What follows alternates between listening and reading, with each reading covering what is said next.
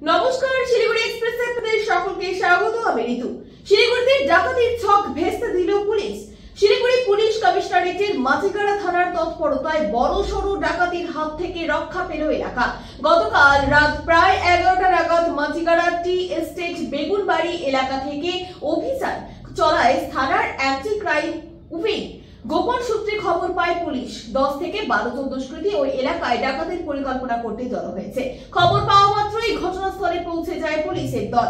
হঠাৎ অভিযানে 4 জনকে গ্রেফতার করতে সক্ষম হয় তারা। তবে দলের আরো 5-6 জন অন্ধকারের সুযোগে পালিয়ে যায়। গ্রেফতার হওয়া 4 দুষ্কৃতীর নাম সূর্য বর্মন, সুনীল সুব্বা, মোহাম্মদ মকসুদুল আলম, সঞ্জয় কার্জি। তাদের হেফাজত থেকে উদ্ধার হয়েছে ডাকাতির কাজে ব্যবহারযোগ্য নানা সরঞ্জাম।